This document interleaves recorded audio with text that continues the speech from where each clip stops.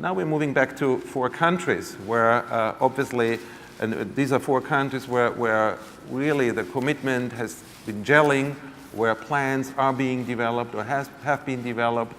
I think it is fair to say all countries are still at a relatively early stage.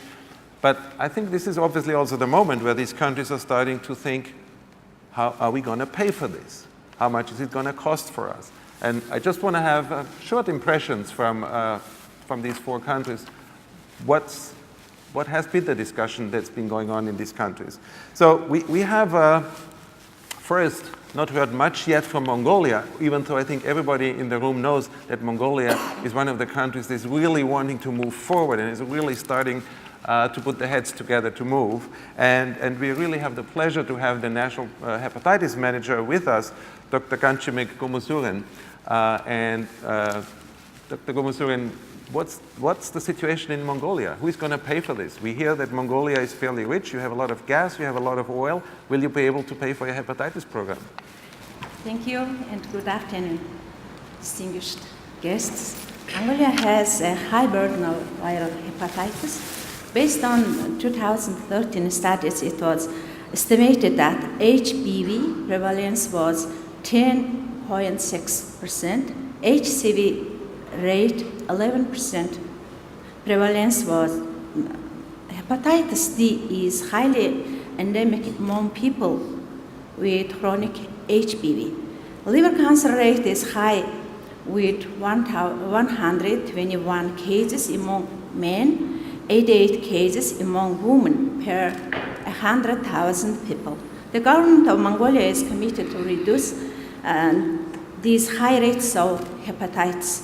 Hepatitis B vaccination was introduced in 1991, which resulted in less than 1% HBV rate among children under 5. Hepatitis A vaccination was also introduced in 2012 and achieved 5-fold decrease in incidence. Government also encourages testing for hepatitis among all people, especially health workers. People are offered free liver tests except viral load at the state-funded hospitals and National Center for Communicable Diseases. And basic and supporting treatments for hepatitis A/B are offered for free. But with such high burdens of hepatitis and need for all services, we estimate we will need a lot of support from all sectors. Currently, we are developing national hepatitis program for 2016-2010, 25. With the availability of effective hepatitis C treatment, post-national guidelines were developed in 2015 following WHO global guidelines. To make these treatments available, the government and partners have negotiated a sleep price reduction for hepatitis C treatments. The new drugs, Sabasvovir and Harvoni, have been negotiated with Gilead at prices of $900 and $1,200 per patient. We trained about 100 hepatology and medical doctors nationwide and set up online patients lists in 2015. New treatments are being delivered since June 2015 with Savaldi and will start with Harmony from the end of the next month. How much will national hepatitis response cost is a big problem. According to the assessment on viral hepatitis situation and response conducted by WHO in collaboration with CDC USA and the crude estimates of chronic hepatitis C was around 140,000 cases and 52,500 patients with chronic hepatitis C would require to be enrolled in treatment as a priority group. According to these study results, 98% of all hepatitis C patients have genotype 1B. Based on available data, we have estimated cost for the diagnosis and treatment of hepatitis C patients. 3-month treatment of Savaldi cost is $48 million estimated for treatment of 52,500 patients. Calculating additional treatment, PEG, interferon, and ribavirin total cost for treatment would be $170 million. Cost for diagnosis and treatment with Harmony would be $63 million. For strengthening capacity of laboratory for diagnosis and control of hepatitis C at province and district level, $55 million amount of investment is required. The state fund is supporting many of the costs for hepatitis patients. These include testing, monitoring, and hospital stay costs for all types of hepatitis is free. They are covered by National Health Insurance Scheme, which is universal and mandatory for all people. Ministry of Health and Sport and government are committed at highest level with Prime Minister presidential support.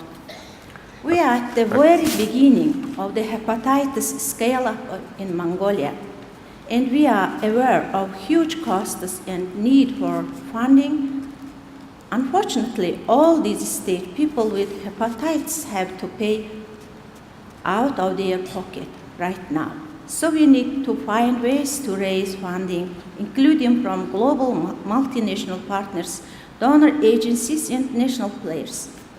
As a priority, the Ministry of Health is also planning to develop programs to pay for treatments for vulnerable populations, such as people with low income, families with no means to pay. Thank you for your attention. Thank you very much. And apologies, Dr. Comosuren, I realize I made a mistake. You're actually Secretary of State, and I really apologize for that.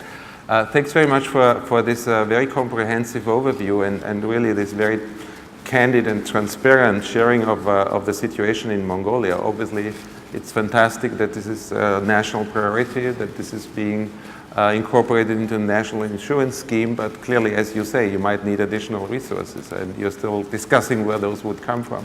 Thanks very much. Let's move to Brazil. Brazil is a huge country. I think you have 200 million people living in Brazil and still growing, I understand. We are fortunate to have Dr. Marcelo Naveira with us. Some of you have heard him already in the parallel session. Brazil is another country that's really moving forward, and it's really setting a very positive example globally. We often are also referring to Brazil. Marcelo, who's going to pay for it? So the unified health system in Brazil is entirely funded by taxpayers, and approximately 10% of our GDP is dedicated exclusively to health. We understand that it's a 200 million people country, and we have 1.4 million people living with hepatitis C, and less than 2 million people living with hepatitis B chronically infected in our country. We have managed to decrease costs and assistance by relying on alternatives such as immunization in areas in Brazil, let's say the Amazon basin, in a joint effort between armed forces, the More Physicians program, and the immunization program of our country. We have also worked in the enhancement of our laboratory network, decreasing the need of unnecessary blood tests and providing a package that is a standard package for hepatitis C and for hepatitis B. But perhaps the defining factor in the decrease of costs in Brazil was an alternative means of negotiating prices. And we had a major support of civil society in Brazil, and was probably decisive in the negotiation. We were handed over a petition with more than 65,000 signatures of Brazilians requesting the medications, the new DAAs, at one single condition, a reasonable price. So that was the major argument that we had, and a reasonable price in Brazil means it has to be sustainable. That's what we signed up for, and that's what our law requires. So I guess this summarizes the initiatives that we took and the role of everyone involved. Thank you. So, thanks, Marcelo. Just as a follow-up question, so bringing down the prices obviously is one of the critical elements of any planning effort. But the message is Brazil will be able to cover it all by itself through including it in the insurance scheme, etc., which is obviously fabulous for an emerging economy. Even though it's not the best price, I mean, we would love to have prices such as the ones negotiated with other countries. We understand that perhaps Brazil could be able to afford a little more. Scaling up assistance in Brazil is extremely difficult because we have a continental-sized country, and we say there are several Brazils within Brazil. So we have urban environments and also very rural-like environments in the country. So far, we haven't relied on any specific fund than the taxpayers, the GDP 10%. We haven't yet thought about it, we haven't yet considered, but if we were to keep up with the 2030 goals, then perhaps it's something that not only Brazil, but all of us should start considering now. And one last question to you right now, Marcelo. Obviously, there's a call for international solidarity, some type of an international fund or some funding mechanism, etc. Brazil has really emerged as a donor in other areas, disease areas. Would that be an option that could be interesting for Brazil? I think given if the common goal and let's say give it priorities to countries that have the highest burden of the disease and cannot be able to afford, I guess it's a reasonable option and we're ready to support it. Okay, thanks. Thanks very much. We won't take this as a firm funding commitment at this point, but at least it's an indication of something to be pursued with Brazil and many others, of course. We've heard the day before yesterday, and it seems like a long time ago, Dr. Jacinto Amadeo talking on behalf of his minister who, and I can say this myself because I've met with him at various occasions, who is really taking on hepatitis as a priority in Uganda, which is fantastic because I think we need many more countries globally, but certainly in Africa who can similarly do that. And you've been talking about the plan, the various elements of the plan already, Dr. Jacinto, but I'm sure you've thought about funding as well. How much do you think you can pay from your own resources, domestic resources, because obviously I'm sure you will want to put some money against this, and how much, what's the proportion that you think you will need to get possibly from elsewhere? Thanks very much, Chair. I will just briefly summarize our strategy for hepatitis, and having attended this meeting, I think we have to go back and adjust some of the areas. The cost areas which we are looking at in the hepatitis program are on prevention, on care and treatment, and also on program development. We have, as I said the other time, we have a working group which is multidisciplinary, but most of them have not given us funds yet, but we are hopeful some funds will be flowing. So for this year, the government of Uganda has given the hepatitis program about $3 million, which money will go into financing vaccination activity, injection materials, for procurement of antivirals, especially the first line and some second line, and also for testing reagents. We'll use a little part of the money for program development. So, as we can see, this money goes directly for supporting hepatitis activities. We also get a direct funding from government, which also impacts on hepatitis activity. This includes funding for blood safety. Most of the blood safety activities are funded by government with the assistance from CDC and the USAID and other donors. We also have indirect funding for infection control, prevention and control, healthcare waste management, and other commodities which are there. This one I'm not able to give the exact costing. As of now, there are things which we have not costed, especially the direct costing to hepatitis. This includes infrastructure and equipment. We'll need some additional. The care and treatment we have costed for about 350,000 patients for the first year. We have an estimated number of patients of about 3.5 million in the country. We have not costed interventions for hepatitis C and hepatitis E, which are very prevalent. So in conclusion, the government of Uganda has input in some money, but we need the funding gap is really to be established, and we would like to appeal to donors to come to our support, and also to put money, especially in areas which are indirect.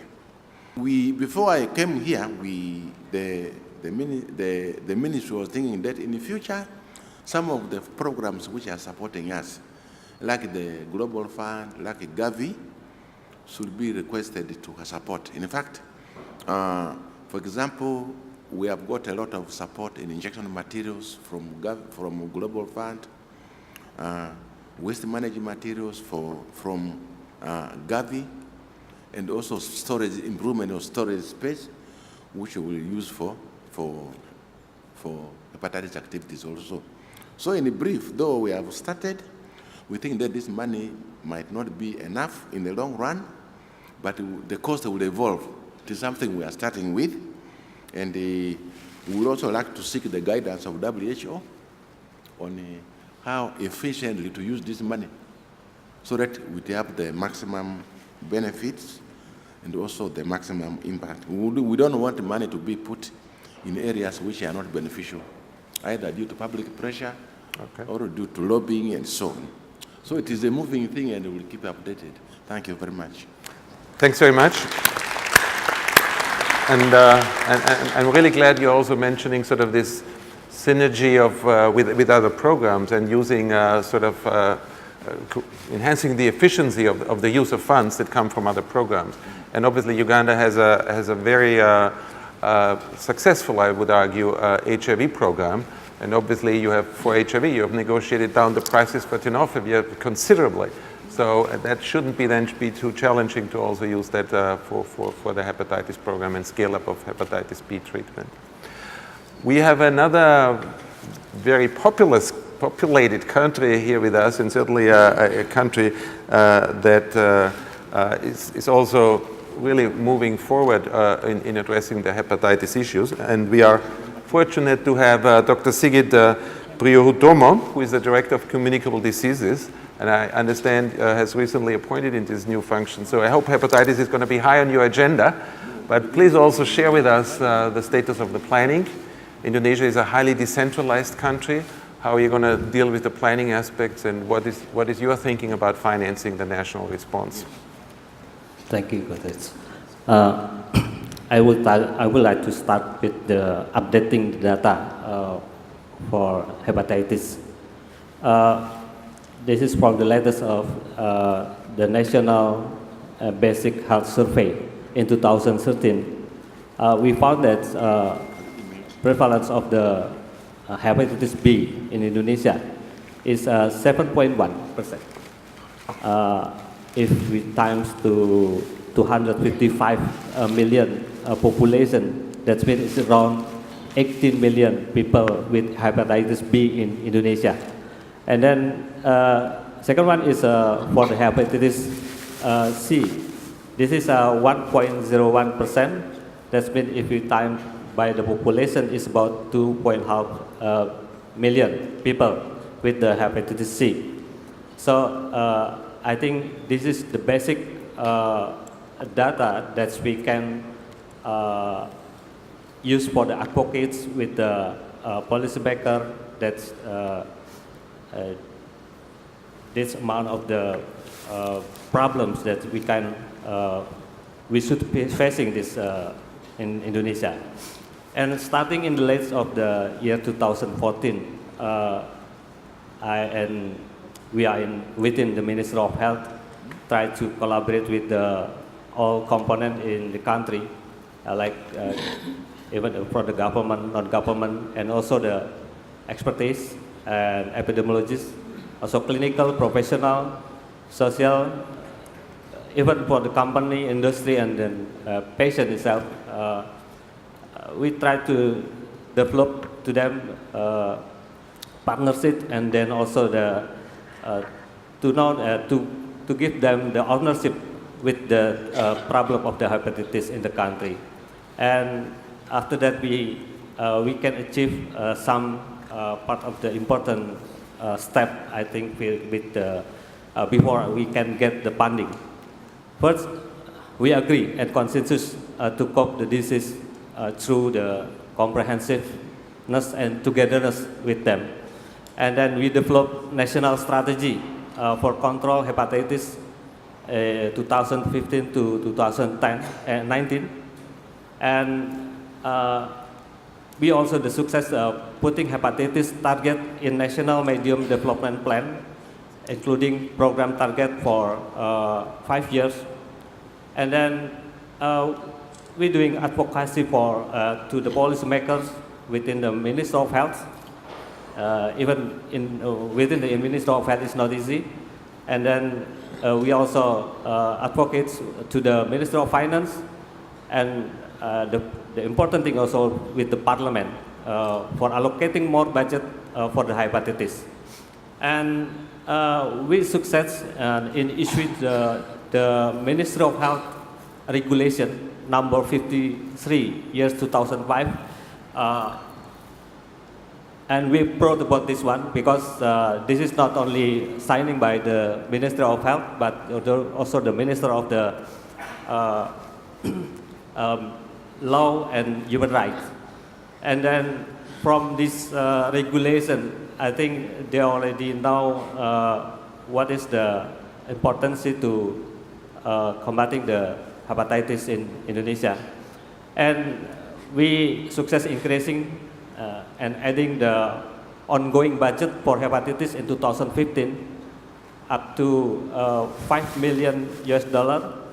And then now we are still processing, offering from the other side because they cannot use the money, so the rest of the money they're offering to us to use it. And I allocated for the hepatitis. And compared with the 2011 only, it's about only $300,000 US. That means that it's already increasing almost 20 times. And also now is in the processing of the planning budget planning for the 2016. And we already success to allocate budget 2016 at least more than $11 million US already put in the budget planning. But also in the other allocated budget, this is only for the operational costs under our jurisdiction. But the other side, for example, for the drugs, for immunization, is in another side of our budgeting. So it's that means is allocated compared to 2011 is more than 14 times. Yeah, 14 times. And this is already agreed by the Minister of Finance and also the Parliament. And I think the problem is not only how we can improving the allocating budget, how we implement it. That is the very important number and the important thing. But compared to the number of hepatitis in Indonesia, I think we still have very far to achieve the enough resources to combating the hepatitis. So I think I would like to propose a resolution in this meeting. If you can all accept it with this resolution. First is no matter small country or big country, no matter poor or rich country, no matter you live in Asia, Africa, America, Europe, and or Australia, you will treat with this problem. Even the disease is in Indonesia, but you will treat for this diseases. And then in the last of my speech, I think I asked for all country or policymakers, please increasing your efforts, not only money, but to deal with the hepatitis.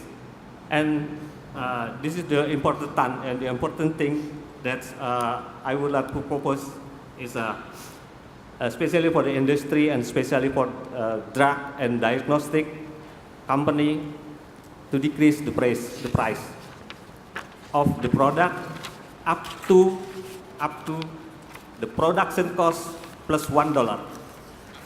Okay, good. That's, Well, thank you very much. Thank you. Thank you. Thanks for this appeal to all of us, I guess, and including the industry. Thank you. We've heard from 4 countries now. We're moving back to sort of the global situation here. And I think it is really fair to say that we have not seen any major donors forthcoming yet to say we are putting money there to support countries, low-income countries, lower middle-income countries in their effort to scale hepatitis. It's something we still hope to see, but we are very early in these negotiations. But we do have some very promising openings, I would say. And UNITAID, many of you in the room will know UNITAID, and Karen is going to talk about it more.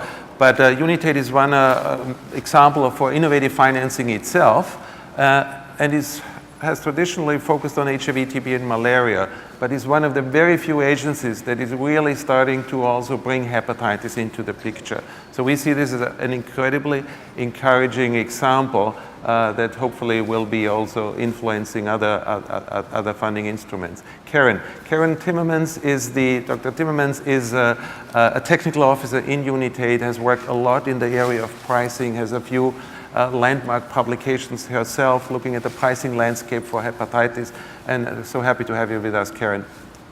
Thank you very much, Gottfried, for your kind words. Yeah, I think it is true that UNITAID was, I'm not sure if we were really fully the first, but definitely I think one of the first donors that was starting to look up hepatitis. I'm not really sure how well known UNITAID is, so maybe I'll just go with 1 or 2 lines to explain who we are. We're a relatively new organization. We were created in 2006 by the governments of Brazil, Chile, France, Norway, and the United Kingdom. And we are notably working on, as Gottfried said, the 3 diseases. We, however, started to get into hepatitis a little bit because I think there was a realization of perhaps two big things. The first one was that as we and many others, governments, donors, whoever, are making a lot of efforts to put people on treatment for HIV, a significant percentage of these people were being affected by hepatitis and they're dying as a result. So we really told ourselves that this doesn't really make a lot of sense. So we should perhaps be looking at doing something there as well. The second, I think, important realization is that we realize that in hepatitis, and notably hepatitis C, there are market challenges that perhaps need to be addressed, and this is one of the, I think, unique and innovative things that UNITAID is doing or is trying to do.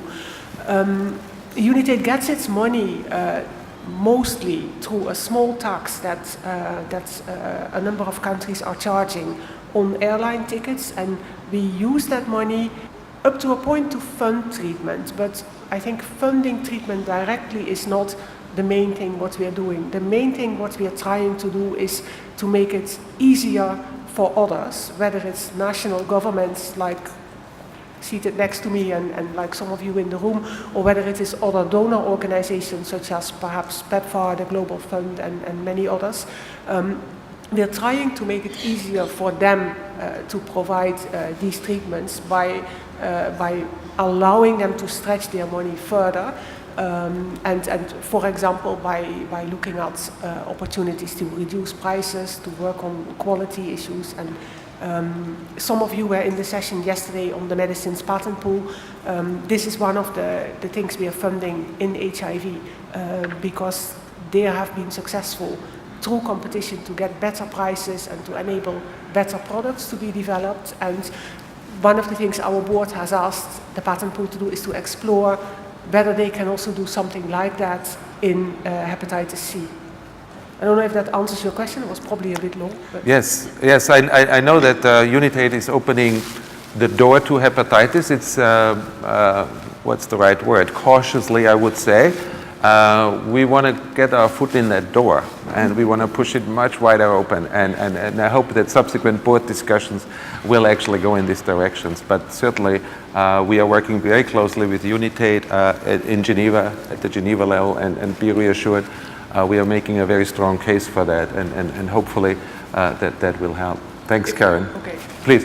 Yeah. No, I was going to say, if I may say, I think for now our mandate is limited to working on HCV, HIV co-infection. Yes. But you alluded earlier to the fact that we are getting our financing in an innovative way, and we are trying also to be as innovative as we can in how we are using it. And I think, to me, a good example of that is we are supporting the WHO pre-qualification program.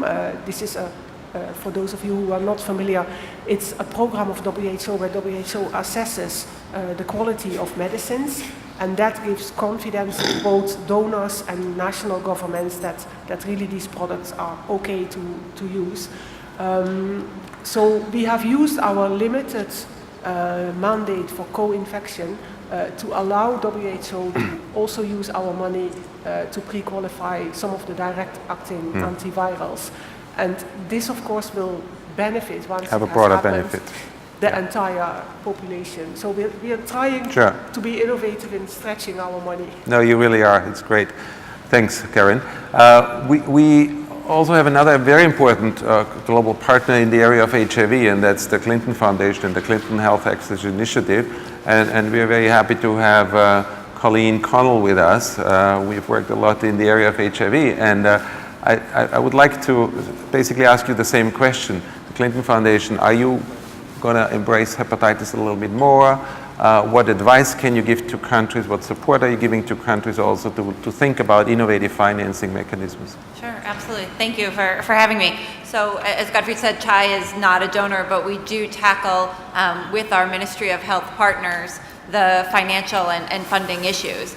When we look at hepatitis C, we see kind of the similar chicken and egg problem that we saw with HIV when we started back in 2002. The drugs and diagnostics are too expensive, but those prices can't come down because the manufacturers aren't seeing sustainable markets in lower and lower middle income countries, and markets don't exist in those countries because governments aren't seeing affordable products. And so one of the things that CHI has started to do in hepatitis at the request of some of our Ministry of Health partners is to work with them on strategic planning and program development and scale up. And so what that means for us is working with the ministries on costing programs and looking at the cost impact of different choices. If you take treatment regimen A over B, what will that do to your budget in the long term?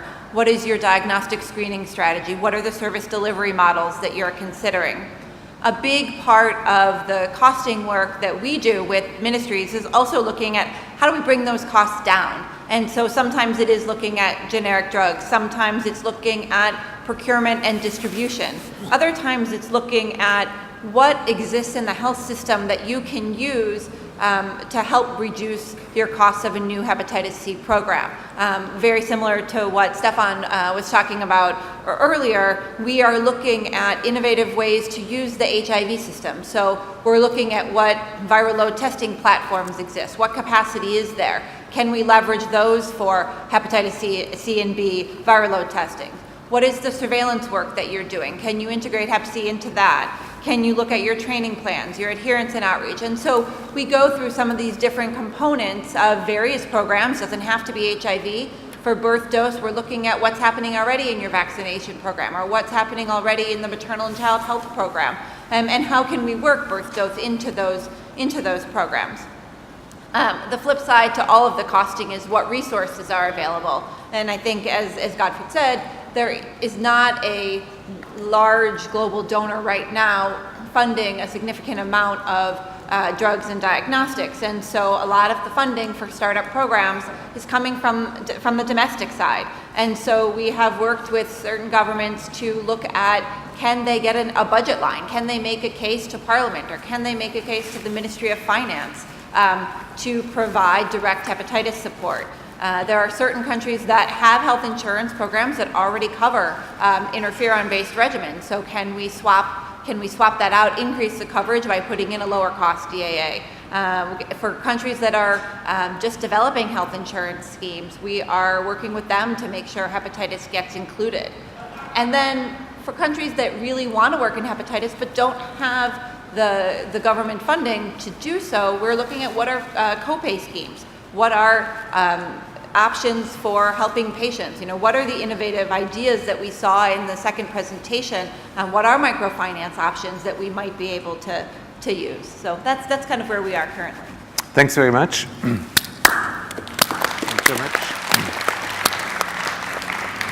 That brings us to the end of our panel interventions. As so often, we don't have a lot of time for inputs or questions and comments from the floor, but we do have a little bit of time, 3 or 4, if you keep the interventions as short as you can. My name is Saeed Hamid. I'm from the Khan University in Karachi, Pakistan.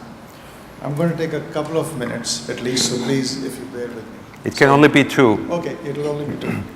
I am non-government, although I work with the government in certain advisory roles, but I'm non-government, so I can speak with some candor. As you all know, Pakistan has a population around 200 million. About 12 to 15 million people infected with hepatitis B and C together. Our budget this year, the total outlay of our budget, of our national budget, it's on the website, is about $43 billion. Out of this, 50%, and I'm sure that this is what happens with many low middle income countries, 50% of this budget goes into debt reservicing. 25% goes to our defense needs, to our military and so on.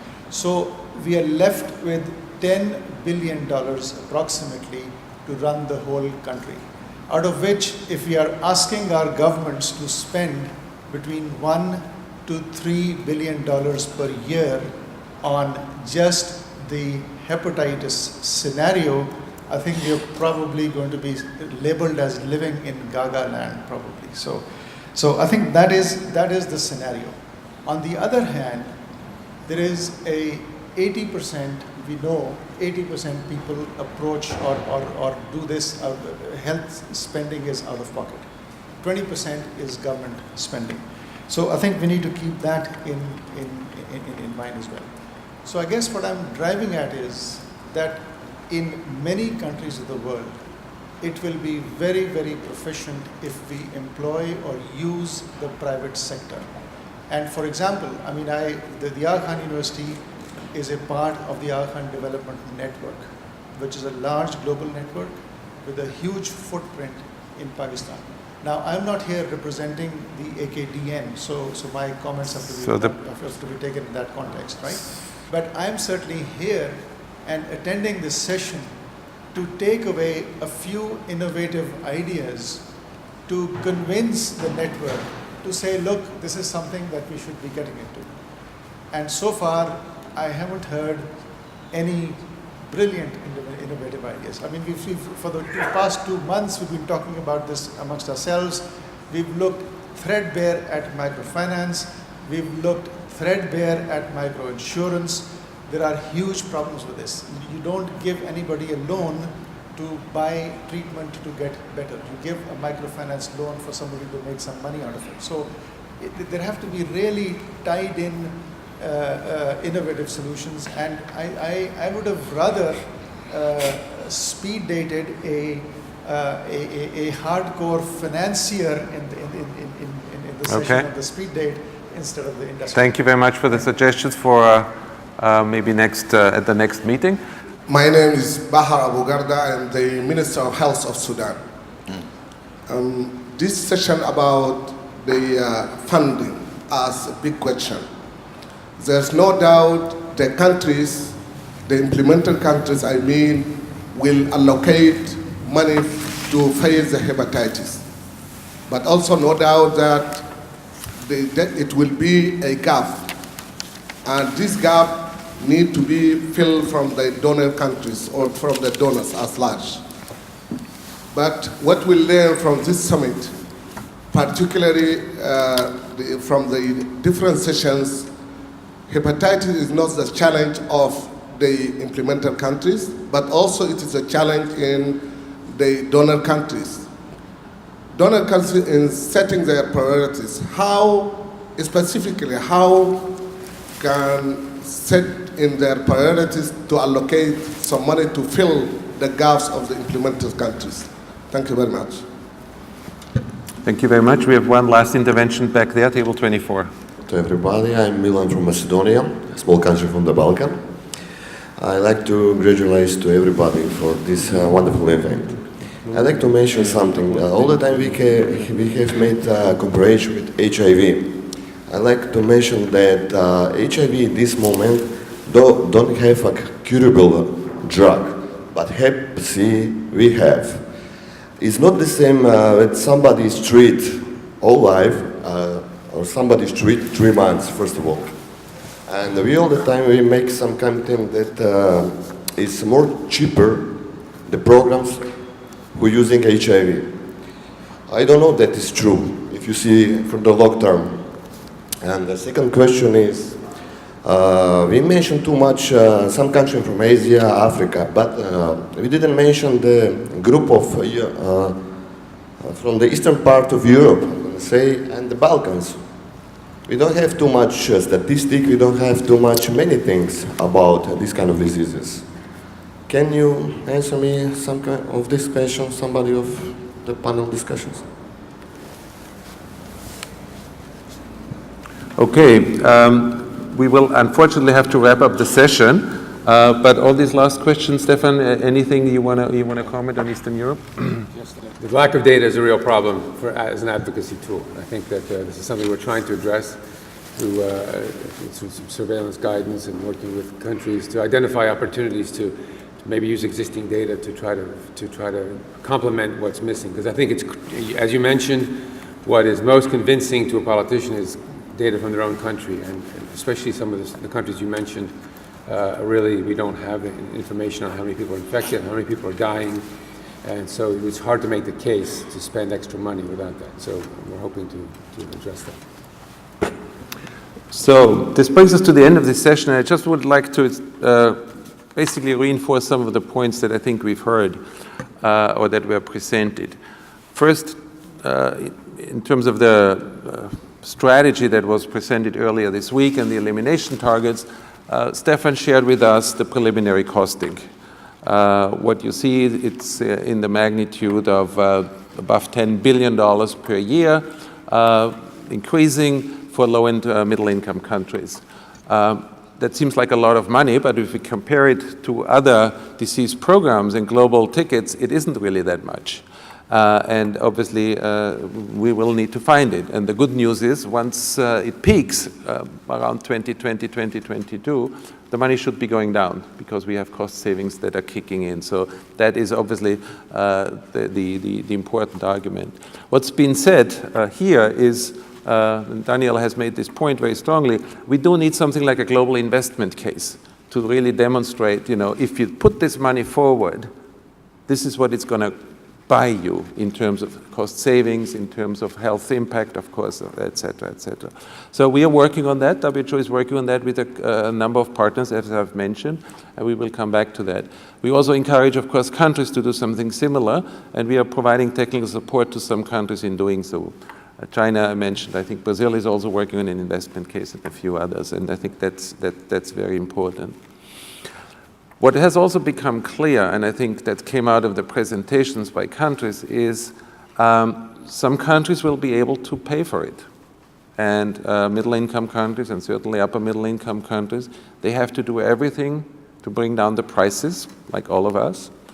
They will have to do really looking into efficiencies in making the money really work, and also really looking at ways of finding funds and merging with other programs, taking advantage of funds that go to other programs, harm reduction, HIV programs, etc., immunization programs, etc. And we heard some examples from some of our panelists there. And that's clearly a step in the right direction. But what is also clear across the board, some countries will not be able to, for now, will not be able to pay it from their own resources. And obviously lower income countries, as we've seen with other health programs, will need support. Also some of the lower middle income countries for sure will need support for certain periods of time. There might be some economic transition into higher income, upper middle income countries, but this will take some time in some countries. So clearly we will need collectively to advocate for some other mechanisms through which obviously funding can be generated at global level. Whether this will be something like a global fund, some of us have doubts that there is appetite for that. But we will obviously have to look at other existing funds that are there, and Daniel has proposed a few options there. We will also have to think of innovative mechanisms. And really, there are quite a number of countries that are even low-income countries in the area of HIV, for example. Zimbabwe, I'm not sure Zimbabwe is in the room, is raising a levy on their communication expenses, so to speak, telephone, etc., and uses it for funding their own HIV program, not yet for hepatitis. So there are examples also for innovative financing, etc., which is great. So clearly, again, we will have to use the investment case, we will have to use the costing as an advocacy tool for generating some appetite for additional funding. We are early there in this process. As WHO will launch, hopefully, and get endorsement for this global strategy at the World Health Assembly, we will also obviously put the costing forward and obviously also talk to some of the donors to see whether there's some appetite and make a strong argument for funding needs there as well. So again, I think we all agree that more money will be needed. I think we all have some ideas, and I think all countries that do develop their national plans are obviously strongly encouraged to do a costing, a realistic costing of it, and with the understanding that you know, hopefully some more global solidarity will also follow. Huma, is there anything you would like to add as my co-chair? Sorry for having been a little bit. No, it's perfectly fine. But you know, like I'm still very optimistic that you know we have UNITAID and we have this Clinton Health Access. To me, they look like the first few drops of rain in the ocean, and probably more will follow. So I'm very optimistic that we will have donors, we'll have funders, but we need to make the case. Thank you. Thanks. Just as you mentioned again, UNITAID and CHAI, the Global Fund for HIV, TB, malaria has actually also somewhat opened the door. In its last board, they made a decision that countries can build into their proposal, into their concept notes, an argument for co-funding, for funding of co-infected individuals as well. So this is sort of, again, opening the door. It's obviously just a drop in the ocean, as you say, but more we need to follow. And again, a lot of advocacy, good data, a good investment case will certainly help us to do that. So I would like to take the opportunity to thank all the panelists for the presentations and for their inputs, and you all for your patience. Thank you.